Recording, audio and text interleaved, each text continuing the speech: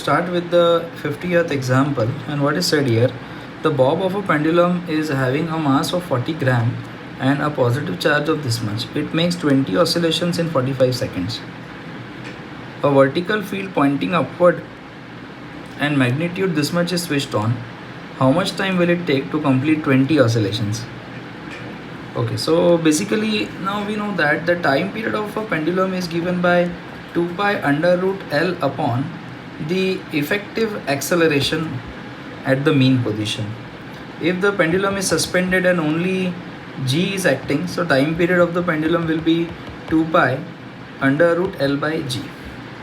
Now here in this case the pendulum is being charged, is given a positive charge and electric field is on. So at the mean position, as you can see, there are two forces acting, the force mg of its weight and as well as the force of electric field. So the net effective acceleration on the pendulum will be equal to mg minus qe, that is net force upon net mass would be the acceleration, and accordingly the time period in the second case will be changed to 2 pi under root L upon the effective acceleration, which is g minus qe by m, and that this time period will get changed. Now if I divide these two equations, that is time period of pendulum in air and time period in the electric field of charged pendulum, so t dash upon t, so t dash upon t comes out to be, so t dash is 2 pi under root L upon g minus qe by m multiplied by instead of, or I can write whole upon 2 pi under root L by g. So this 2 pi L will get cancelled out, and the t dash upon t is equal to, so it will be under root g upon g minus qe upon m. And now I can easily compare the time period or the frequency, it can be easily done. Okay. So the time period will be equal to under root of g upon g minus qe by m into the time period which was in air. Now we have got this equation now, and now we can solve this question.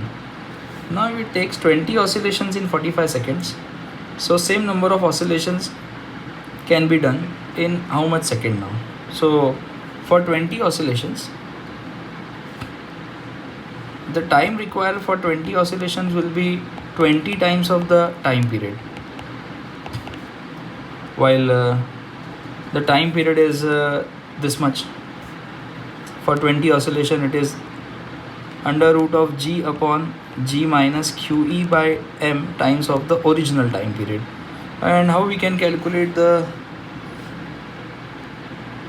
original time period? So that can be easily found, because if 20 oscillations are done in 45 seconds, so how many oscillation would be in 1 second? So it will be 45 upon 20. Okay, so t dash equal to, and now on substituting the values of g, qe by m and the time period of this particular pendulum, we can easily solve this and get the answer. Okay, thank you.